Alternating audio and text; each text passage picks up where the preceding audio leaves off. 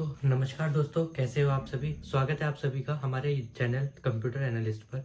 आज हम अपनी स्टैटिस्टिक्स की प्लेलिस्ट की नेक्स्ट वीडियो पे कंटिन्यू करने जा रहे हैं, जिसका नाम है समराइजेशन ऑफ डेटा। ठीक है। अब देखिए, समराइजेशन का मतलब क्या होता है। अब देखो, हमारी स्टडी में जितने भी सारी चीज़ें हैं, जो भी हम न्यू चीज़ें इंट्रोड्यूस करेंगे, वो सभी की सभी क्या होंगी, एकदम बहुत ही इजी लैंग्वेज में इंट्रोड्यूस करी जाएंगी आपको। जहाँ पर मैं आपको सबसे पहले समराइजेशन का वर्ड जो है, इसको आपको क्या करके मतलब ब्रेक डाउन करके बताने वाला हूँ।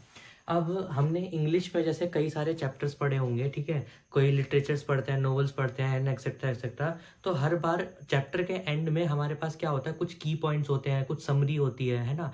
वो की पॉइंट्स या समरी क्या बताता है कि आपने जो भी इन डेप्थ डिटेल अपने इस पूरे चैप्टर में पढ़ा, इस पूरे डिटेल्ड वर्जन में पढ़ा, समरी में या फिर की पॉइंट्स में आपको उसकी क्या है, कुछ मेन चीज़ें, कुछ इंपॉर्टेंट बातें जो कि आपको जानना ज़रूरी है, जो आपके इस पूरे की पूरी डिटेल्ड स्टडी का एक सार है, वो लाकर दे दिया जाता है। तो सेम उसी तरीके से यहाँ पर भी क्या है, हम समराइजेशन निकाल रहे हैं डेटा का। समराइजेशन मतलब कि मेरे पास अगर एक बहुत बड़ा डेटा है, तो मैं उसकी इन डेप्थ डिटेल पढ़ने की बजाय क्या करूँ, उसके कुछ की इंपॉर्टेंट फीचर्स, ठीक है, कुछ इंपॉर्टेंट फैक्टर्स आपको निकाल के सामने लाकर दे दूँ, जिसकी मदद से आप क्या करो, अपने उस पूरे डेटा को समझने में मदद कर पाओगे। ठीक है।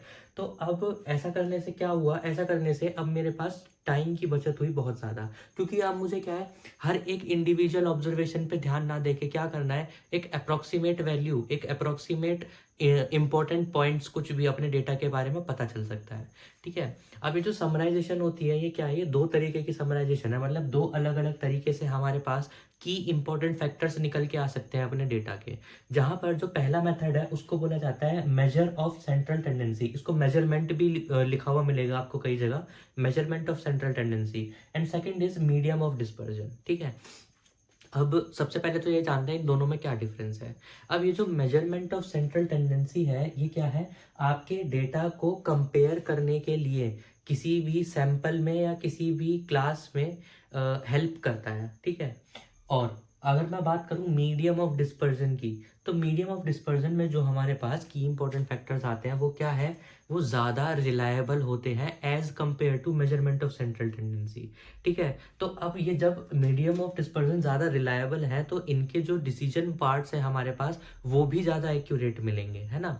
एंड जो हमारे पास मेजरमेंट ऑफ सेंट्रल टेंडेंसी है, फिर इसका काम ही क्या रहा। तो देखो, कई बार ऐसा होता है कि हमें बहुत ज़्यादा इन डेप्थ डिटेल स्टडी नहीं करनी, हमें बस कुछ कुछ मेन चीज़ें जाननी है अपने डेटा के बारे में, कुछ कुछ इंपॉर्टेंट फैक्टर्स पता करने हैं। ठीक है। तो उस टाइम पे हम मेजरमेंट ऑफ सेंट्रल टेंडेंसी के जितने भी मेथड्स हैं, उसमें से कुछ ही स्टडी करते हैं। जहाँ पर मैं आपको सबसे बेसिक जो मैं बताऊँ, जो हमारे क्लास 9 से शुरू हो जाते हैं, दैट इज मीन।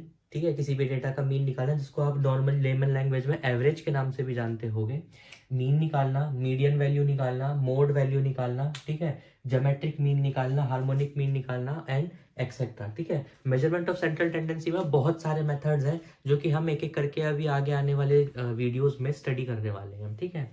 अब next is medium of dispersion, जो जैसे कि आपने नाम सुना होगा, स्टैंडर्ड डेविएशन निकालना, वेरिएंस निकालना, क्वार्टाइल्स, परसेंटाइल्स, डिसाइल्स। ठीक है। इसके अलावा रिग्रेशन मेथड्स हो गया, कोरिलेशंस हो गया। ठीक है। अभी हम आने वाले टॉपिक्स जितने भी हम कवर करेंगे, वो सारे के सारे कहीं ना कहीं लाया करते हैं इन्हीं दो कैटेगरीज के अंदर, कि medium of dispersion and central tendency के अंदर। ठीक है।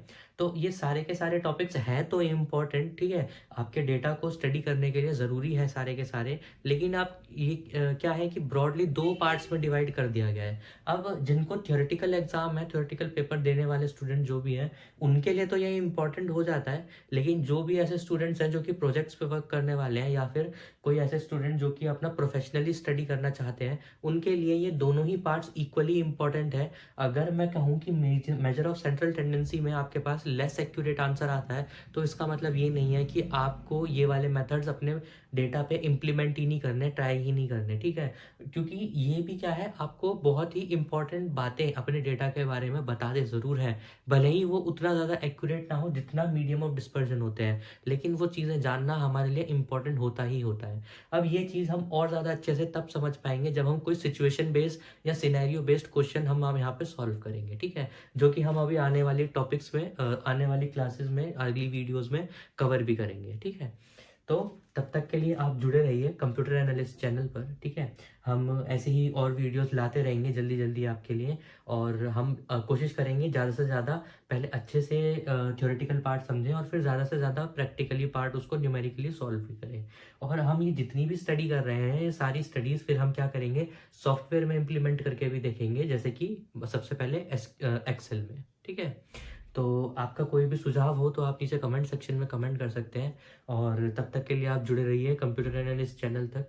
इस वीडियो को लाइक कीजिए, शेयर कीजिए और कमेंट्स कीजिए। Thank you.